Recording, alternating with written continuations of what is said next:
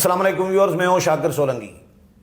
Viewers, supreme court اور high court آمنے سامنے آ گئی ہیں۔ ویسے تو پہلے ججز میں ایک الگ قسم کی تقسیم تھی، عمران پروجیکٹ کے جج اور آئین اور قانون پر چلنے والے ججز، لیکن اب نئی گیم، ایک نئی کہانی شروع ہو گئی ہے۔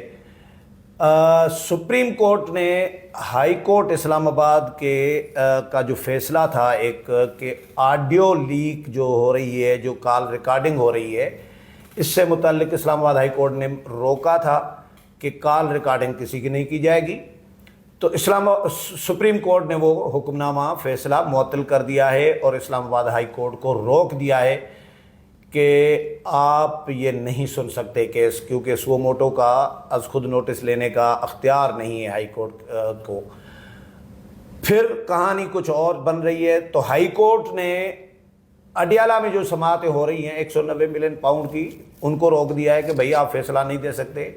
تو کہانی کچھ تھوڑی عجیب سی بنتی جا رہی ہے، اور طیب بلوچ ہمارے ساتھ موجود ہیں۔ طیب کے ساتھ اس معاملے پر ڈسکس کریں گے۔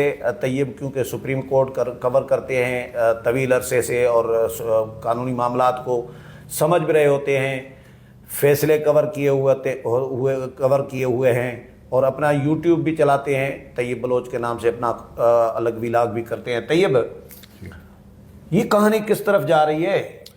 یہ کہانی تو بڑی واضح ہے، اس میں کوئی ایسا نہیں ہے کہ جیسے آپ نے کہا کہ ہائی کورٹ اور سپریم کورٹ آمنے سامنے آ گئی ہے۔ بیسیکلی یہ آپ یوں کہہ سکتے ہیں کہ آئین اور قانون کا تحفظ کرنے والے ججز ورسز سہولت کار ججز، یہ ان کے درمیان کی کہانی ہے۔ اب اسلام آباد ہائی کورٹ میں جو ہے وہ یا سپریم کورٹ میں یہ دونوں فیکٹرز موجود ہیں، اور خاص کر سپریم کورٹ میں اگر آپ دیکھیں تو جیسے وہ مخصوص نشستوں والا کیس، تو سپریم کورٹ میں تو وہ غالب اکثریت سے ہیں، لیکن یہ چونکہ معاملہ لگا ان ججز کے پاس ہے جو آئین اور قانون کے رکھوالے ہیں، سپریم کورٹ کے جج، اور وہی جنہوں نے اختلافی نوٹ دیا ہے ریزرو سیٹس پہ، بالکل نعیم جسٹس امین الدین خان اور نعیم افغان، بالکل، تو ان کے سامنے یہ مسئلہ لگا۔ اب اس میں ہوا کیا ہے، میں آپ کو بتاؤں کہ پہلے تو میں بتاؤں کہ اسلام آباد ہائی کورٹ نے کیا کیا۔ اس میں آپ ایک چیز دیکھیں کہ 1.5 سال تک آڈیو لیکس کب آئی تھی؟ جب تحریک عدم اعتماد ہوئی اور اس کے بعد یہ سلسلہ شروع ہوا، جس میں صرف یہ ثاقب نثار کے بیٹے نجم ثاقب اور بشرا بی بی کی نہیں تھی، اس میں جو ہے وہ اس وقت کے چیف جسٹس بندیال صاحب کی ساسو ماں رافعہ کی بھی تھی، جس میں وہ کہہ رہی ہے کہ وہ رافعہ کو مخاطب کر کے کہہ رہی ہے کہ یہ دیکھیں رافعہ، یہ تو کم بخت جو ہے ماشاء اللہ بھی نہیں لگاتے۔ تو وہ پھر اس پہ ہوا کیا تھا کہ اس وقت کی جو حکومت تھی، پی ڈی ایم حکومت تھی چونکہ، تو اس وقت بھی شہباز شریف وزیر اعظم تھے، انہوں نے ایک انکوائری کمیشن بنایا تھا، ٹھیک ہے۔ اب انکوائری کمیشن بنایا اور اس انکوائری کمیشن کی 2 کارروائیاں بھی ہوئیں، قاضی فیاض عیسیٰ کی سربراہی میں، نعیم افغان بھی، یہ جو آج جج تھے اس کیس میں، وہ بھی اس کا حصہ تھے، اور ایک چیف جسٹس اسلام آباد ہائی کورٹ بھی اس کا حصہ تھے۔ 2 کارروائیاں اس کی ہوئی تھی، اور پھر اس کو عمر عطا بندیال نے روک دیا تھا، ٹھیک ہے، حکم امتناع دے دیا، روک دیا۔ بات یہ ہے کہ جب وہ قاضی صاحب کی سربراہی میں تھی انکوائری، وہ اگر سپریم کورٹ نہیں سن سکتی تھی معاملے کو، آڈیو لیکس والے کو، تو پھر یہ ہائی کورٹ کیسے سن سکتی ہے؟ یہ اصل دیکھیں نا، یہ 2 نمبری ہے، یہ یعنی تضاد ہے، ٹھیک ہے۔ اب ہوا کیا پھر، معزز جج جسٹس بابر ستار، جن کی مبینہ طور پہ جو ہے وفاداری شاید ریاست ہے متحدہ امریکہ کے ساتھ ہے، کیونکہ ریزیڈینشل کارڈ ہے ان کے پاس، ان کی فیملی وہاں پہ رہتی ہے، تو میرے خیال میں کوئی مجھے تصحیح کر سکتا ہے کہ اگر کسی کا ریزیڈینشل کارڈ امریکہ کا ہو تو کیا وہ امریکن ریاست سے وفاداری کا حلف لیتا ہے یا نہیں لیتا ہے، یہ مجھے آئیڈیا نہیں ہے، لیکن خصوصاً وہ ایسے تو کارڈ نہیں دے دیتے، ٹھیک ہے، اپنی ریاست سے وفادار جو ہوتے ہیں انہیں کو کارڈ ملتے ہیں ان کے۔ تو بہرحال ان معزز جج صاحب نے، اور دیکھیں کتنے افسوس کی بات ہے کہ میں آپ کو ایک بات بتاتا ہوں کہ وکی لیکس ایک سکینڈل آیا لے گئی دنیا میں کہ سرویلینس ایجنسیاں کیسے کرتی ہیں، اس کا ایک چیپٹر ہے، اسے ویلیوڈ 7 کہا جاتا ہے۔ اس ویلیوڈ 7 کو میں نے اسٹڈی کیا بڑا کلوزلی، تو اس میں لکھا ہوا ہے کہ امریکن CIA اپنے شہریوں کی یا امریکہ میں رہنے والے لوگوں کی کیسے سرویلینس کرتی ہے۔ تو معزز جج جسٹس بابر ستار کی فیملی تو امریکہ میں بیٹھی ہے، اور اس کی بھی سرویلینس CIA کر رہی ہے، سب کی کرتی ہے۔ उधर सर्विलियंस जायज है, इधर अगर रियासत को दरपेश फितना और इंतशार के तदारुक के लिए अगर हमारी इंटेलिजेंस एजेंसी सर्विलियंस करती है तो ये गैर कानूनी है, ये उसका फैसला ये था। ठीक है, तो लेकिन इसमें एक जुमला जो आज जजेस ने जो वो मैं आता हूँ, जजेस पे आता हूँ, उस फैसले को इसने पाबंदी लगा दी, 1.5 साल तक केस लटकाए रखा। और अब पाबंदी के आप देखिए प्रीटेक्स्ट भी कुछ मैटर्स होते हैं मुस्तकबिल के लिए भी। अब इसको इनको अदराक हो गया था, इनको पता था कि भाई ये फैज नेटवर्क अनमास्क होगा, फैज नेटवर्क जब अनमास्क होगा तो फैज नेटवर्क की पता नहीं कितने अरसे से सर्विलियंस हो रही होगी, तो वो बहुत सारी चीजें सामने आएंगी। एक मोअज़्ज़ज़ जज की अडियाला जेल में कॉल भी शायद सामने आ जाए या मैसेंजर में राब्ता भी सामने आ जाए, फैज नेटवर्क से जो अगर जजेस जुड़े हुए थे उनके राब्ते भी सामने आ जाए, तो उनको भी रोकने के लिए इसने पाबंदी लगा दी। और आर्डर में ये लिखा कि वजीर आजम और सेक्रेटरी काबीना और पीटीए जो है वो कंप्लाइंस भी करें, एजेंसियों को रोके भी सही और अमल दरामद करके रिपोर्ट दें। तो वफाकी हुकूमत जो है वो इस आर्डर के खिलाफ सुप्रीम कोर्ट में आ गई। तो सुप्रीम कोर्ट में फिर ये मैटर आज इन 2 जजेस ने सुना, जस्टिस अमीनुद्दीन खान और जस्टिस नईम अफगान। जब ये सुना तो उन्होंने वो आर्डर तो उठा के बाहर फेंक दिया, हाई कोर्ट का वो आर्डर। और उसमें उन्होंने सवाल भी उठाया कि यार कि किस तरीके से इस्लामाबाद हाई कोर्ट के ये मुअज़्ज़ज़ जज जो हैं वो अपनी जुरिडिक्शन से बाहर चले जा सकते हैं कि वो अज़ खुद नोटिस ले सकते हैं। आर्टिकल 91 पता नहीं क्या, आर्टिकल 91, और ये किस तरीके से उसमें चले गए। ठीक है ना, आर्टिकल को एक्सटेंड किया, अपनी जुरिडिक्शन अज़ खुद नोटिस का इख्तियार, बेसिकली छोड़ें आर्टिकल्स को, अज़ खुद नोटिस का इख्तियार। बात ये है कि जब अब अज़ खुद notice chief justice of Pakistan नहीं ले सकता तो इस्लामाबाद का एक जज कैसे ले सकता है? और खुद सुप्रीम कोर्ट के जज को इख्तियार नहीं है, चीफ जस्टिस को इख्तियार नहीं है, तो जस्टिस बाबर सत्तार को कैसे इख्तियार आ गया?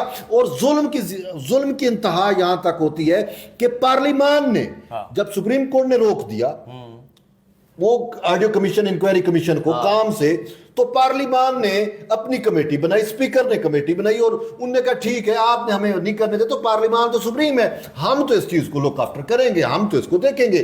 तो फिर पार्लियामान को भी काम से रोकने की इसने कोशिश की। और पार्लियामान ने जो बुशरा बीबी को, बाबर सत्तार साहब ने और पार्लियामान ने जो बुशरा बीबी को और जो है नजम साकिब को जो नोटिस दिए हुए थे उसको भी मुअत्तल कर दिया। पार्लियामान के अमूर में भी इस शख्स ने मुदाखलत की। अब पार्लियामान के अमूर में तो सुप्रीम कोर्ट मुदाखलत नहीं कर सकती, तो ये जज कैसे कर सकते हैं? ठीक है, तो इसी वजह से आज जस्टिस नईम अफगान ने कहा कि सच को रोकने की कोशिश की गई। ये जो हकायक सामने आ रहे, अगर ये पाबंदी थी या होती तो मुझे बताएं, ये रऊफ हसन ये जो खूनी इनकलाब इंडिया के साथ मिल के पाकिस्तान में लाना चाह रहे थे, ये चैट कैसे पकड़ी जाती? और आज बैरिस्टर गोहर ने तस्लीम किया है कि चैट इनकार तो नहीं कर सकते। वो इनकार तो नजब साकिब ने नहीं किया, अब उसको साफ इनकार तो बुशरा बीबी नहीं कर सकी, इनकार तो उमर बंदियाल ने नहीं किया कि ये मेरी सासू माँ की जो है वो ऑडियो नहीं है, क्योंकि हकीकत है। लेकिन सच था, तो इस वजह से ये जब मुअज़्ज़ज़ जज जस्टिस बाबर सत्तार ने पाबंदी लगाई। और दूसरा ये एक जज ने आज जो फैसला दिया उसमें ये भी लिखा है कि ये भी तहकीक नहीं की गई, इंक्वायरी नहीं की गई कि ये ऑडियो लीक शायद किसी ने खुद ही जारी की हो, अपने मोबाइल में भी तो हो सकती है। आधा डिजिटलाइजेशन में हम रह रहे हैं, साइबर स्पेस में हम रह रहे हैं, आर्टिफिशियल इंटेलिजेंस के दौर में रह रहे हैं। इसमें सर्विलियंस को रोकना तो मसला नहीं है। सर्विलियंस को आप कहाँ तक रोकेंगे? सबसे बड़ी सर्विलियंस तो ये मोबाइल है जो कर रहा है। ठीक है ना, अब इसको भी कोई हैक करके आपका और मेरा डाटा उठा के लेके जा सकता है ना, दुनिया है, कुछ भी हो सकता है। ठीक है, वो तो विकीलीक्स के मुताबिक हमने जो टीवी सैमसंग का जो भी टीवी लगाए होते हैं वो टीवी भी आपकी चीज़ें रिकॉर्ड करके दे रहे होते हैं। बहुत सारी चीज़ें हैं, आप इस पर आजकल रोक नहीं सकते। और दूसरा ये है कि ये जो ऑडियो वीडियो सामने आती हैं, ऑडियो आती है, वो तो दोनों एंड पे हो सकती है। एक तो रिसीवर एंड है जिसने जहाँ पे आपने कॉल की है वो रिकॉर्ड करके पब्लिक कर सकता है, या जिसने कॉल की है वो भी पब्लिक कर सकता है। तो इसमें तो कुछ भी हो सकता है। लेकिन बात ये है कि अगर इस मामले को चलने दिया जाता, जैसे उस वक्त इंक्वायरी कमीशन बना था काजी साहब की सरबराही में, अगर वो काम करता तो वो फिर इसके कोई SOPs भी तय किए जाते। और वैसे भी पाकिस्तान में टेलीग्राम एक्ट मौजूद है। ऐसा ही है। ठीक है ना, चीजें तो मौजूद हैं, उनको उस कानून से देखें ना। ये तो नहीं है कि आप पाबंदी लगा दें और ये कर दें वो कर दें। बेसिकली इसका वैध مقصد یہی تھا جو آج معزز جسٹس نعیم افغان نے کہا ہے کہ یہ سچ کو دبانے کی کوشش ہے. اس نے کہا افسوس سے کہنا پڑ رہا ہے کہ ہمارے ملک میں بڑے بڑے ایونٹس ہو جاتے ہیں اور اس ایونٹس میں جو حقائق ہیں جو سچ ہے اس کو سامنے لے کے آنے کی جو ہے وہ کوشش نہیں کی جاتی. انہوں نے کہا پارلیمان اگر سچ لے کے آنے کی کوشش کر رہی تھی تو اس ہائی کورٹ نے پارلیمان کو بھی روک دیا. ٹھیک ہے, تو یہ آج مطلب میٹر ہوا. ابھی دیکھیں اچھا, یہ ہائی کورٹ نے جو اڈیالہ والے جج کو روک دیا ہے کہ بھئی آپ یہ کیس نہیں سن سکتے 190 ملین پاؤنڈ والا, کیونکہ وہ فیصلہ آنا تھا عمران خان کے خلاف, اور ان کو روک دیا. ان کو یقین یہ کچھ بھی کر سکتے ہیں نا, کچھ بھی کر سکتے ہیں. دیکھا نہیں ہے یہ جو مخصوص نشستوں والا کیس تھا, آئین کو معطل کر کے کہ ماورائے آئین. اچھا مزیدار بات بتاؤ, یہ کچھ بھی کر سکتے ہیں, they can do everything. اور یہ سہولت کاری میں کسی حد تک بھی جا سکتے ہیں اور جا رہے ہیں, اپنے حلف کے خلاف جا رہے ہیں. کچھ بھی کر سکتے ہیں. پہ مجھے جملہ یاد آ رہا ہے, فیض, ثاقب نثار اور عمران, یہ جو گینگ تھا, ان کا جو نیٹ ورک تھا, ان کا پلان یہ تھا کہ ہم پارلیمان کو ختم کر کے, آئین کو ختم کر کے, جمہوریت کو ختم کر کے ہم صدارتی نظام نافذ کریں, اور یہ سہولت کاری میں یہ ساتھ تھے, اور عمران کو لگا دیں صدر. تو آئین کو تو ویسے ہی وہ دیکھیں, وہ تو ان کا پورا پلان چاک آؤٹ ہو گیا تھا. ہاں, پبلکلی سب کے سامنے آ گیا تھا. وہ یہ تھا کہ عمران اپنی وہ 2018 والا ٹرم پورا کرتا, اس کے بعد وہ آرمی چیف بناتا جنرل فیض کو, جنرل فیض آرمی چیف بنتا, اور وہ اس کو الیکشن میں ہیلپ آؤٹ کرتا, اور خان دوبارہ جو ہے وہ جیت کے آ کے 5 سال کے لیے وزیر اعظم رہتا, اور اس کے بعد پھر یہ شفٹ ہو جاتا صدارتی نظام پہ. ٹھیک ہے نا, اس میں آرمی چیف فیض رہتا اور یہ خان صاحب صدر بن جاتے, اور اس میں ثاقب نثار بھی ان کا وہ شامل تھے. یہ ساری چیزیں آن ریکارڈ ہیں. جو اس آئین کو ختم کرنے میں خان کا ساتھ دے رہے تھے ججز, تو وہ آئین کے آرٹیکل کیوں نہیں ری رائٹ کریں گے اور توڑیں گے؟ ابھی بھی یہی ہے. یہ جو آج والا آپ نے 190 ملین پاؤنڈ والی القادر ٹرسٹ والی بات کی کہ وہ جو اڈیالہ جیل میں جو ٹرائل ہے اس کو انہوں نے حتمی فیصلے سے روکا ہے, اس میں بھی آج یہ ایک معزز جج جسٹس بابر ستار شامل تھے, اور جس کو آج سپریم کورٹ نے آئینہ دکھایا نا بیسیکلی, تو اس معزز جج صاحب نے یہ آرڈر دیا ہے. اور اس کے آرڈر کی وجہ کیا ہے کہ جی دیکھیں ادا ایک بات بتاتا ہوں, یہ جو بھئی اب ریزن کیا آتی, طریقہ انصاف ان کے پاس آتی ہے کہ اپلیکیشن لے کے آتی ہے اس ٹرائل کورٹ کے خلاف, اور کہتی ہے کہ جی ہمیں نیب کی ایک میٹنگ ہوئی تھی بورڈ کی, اس میں یہ ڈیسائیڈ کیا گیا تھا کہ جو ہے نا وہ 190 ملین پاؤنڈ میں کوئی بے ضابطگی نہیں ہے, سب لا کے مطابق ہے, تو ہمیں وہ میٹنگ منٹس چاہیے. اب وہ جج صاحب نے کہا لوور کورٹ والے نے کہ ٹرائل کورٹ والے نے کہ بھئی وہ تو یہ جو آئی او کی بات کریں, یہ تو کوئی ریکارڈ کیپر نہیں ہے, اس کے پاس تو منٹس نہیں ہوں گے, اس کے پاس تو کیس سے متعلق چیزیں ہوں گی نا, تو یہ کیسے ہو سکتا. انہوں نے مسترد کر دی, یہ ہائی کورٹ میں آ گئے. تو اب ہائی کورٹ نے بدھ تک وہ چیزیں وہ طلب کی ہیں اور ان کو آرڈر سے روک دیا کہ آپ نے حتمی فیصلہ نہیں کرنا. ٹھیک ہے, اب ہو کیا رہا ہے میں آپ کو بتاؤں کہ اگر ہم اس دور میں چلے جاتے ہیں تو وہ نیب میٹنگ کب ہوئی تھی, کیسے ہوئی تھی. طیبہ گل والا ایک ایشو آپ کو یاد ہوگا, سر تپاؤں والا, وہ ویڈیو لیک کرائی گئی تھی چیئرمین نیب کی, سر تپاؤں والی, اور اس کو پریشرائز کیا گیا تھا کہ اور بھی ہمارے پاس میٹیریل ہے یا آپ یہ کریں. اور پھر پی ٹی آئی کا دور تھا, پی ٹی آئی کا, اور پھر اس پی ٹی آئی کے دور میں مولانا فضل الرحمان ہو, پی ایم ایل این ہو, پیپلز پارٹی ہو, یہ سب کا ایک موقف ہوتا تھا کہ نیب نیازی گٹھ جوڑ ہے. ٹھیک ہے نا, تو وہ گٹھ جوڑ بھی تھا, تو اس ٹائم نیازی خود حکومت میں تھا, تو وہ نیب سے چیزیں بند کروا سکتا تھا, وہ اس کو ہمیں وہ دیکھنے. لیکن ان معزز ججز کو تو وہ چیز نظر نہیں آئے گی, ان کو تو صرف کرنی ہے سہولت کارے, کیونکہ یہ فیض نیٹ ورک کا حصہ ہے. اور آج میں آپ کو ایک بڑی خبر بھی دینے جا رہا ہوں کہ یہ معاملہ بڑی خبر ہے. معاملہ یہ ہے کہ آپ کو یاد ہوگا کہ اسی اسلام آباد ہائی کورٹ کے 6 معزز جج صاحبان نے معذرت کے ساتھ انہوں نے سپریم کورٹ آف پاکستان کو مداخلت کا ایک خط لکھا تھا کہ ہمیں ہمارے کام میں مداخلت کی جا رہی ہے، وہ جو آپ کے ایشو بھی ہے۔ اچھا، اب میری اس کے مطابق جو میری انڈرسٹینڈنگ بن رہی ہے اس کے مطابق، یہ تو انڈرسٹوڈ بات ہے، ان سے خط اطہر من اللہ نے لکھوایا، ٹھیک ہے۔ اب میں اس چیز پہ پہنچا ہوں کہ وہ خط جو ہے وہ دیکھیں، دو چیزیں سے ثابت ہوئی نا، ایک تو فیض نیٹ ورک کام کر رہا تھا، ایک سائڈ پہ ہمارا انٹیلیجنس ادارے کام کر رہے تھے، وہ فیض نیٹ ورک کو پش بیک کر رہے تھے، ٹھیک ہے نا۔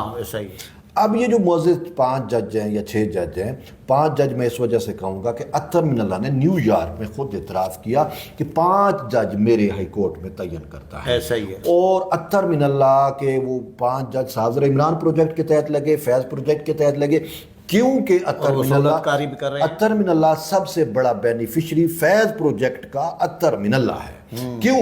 اگر اس وقت کے جج شوکت صدیقی کو نہ ہٹایا جاتا تو وہ 1 ماہ بعد چیف جسٹس بنتا، اور وہ چیف جسٹس بنتا تو اطہر من اللہ کو یہ 5 ہیرے جو تلاش کر کے لگائے گئے وہ لگانے کا موقع نہ ملتا، اور آج یہ صورتحال نہ ہوتی ہائی کورٹ میں، ٹھیک ہے۔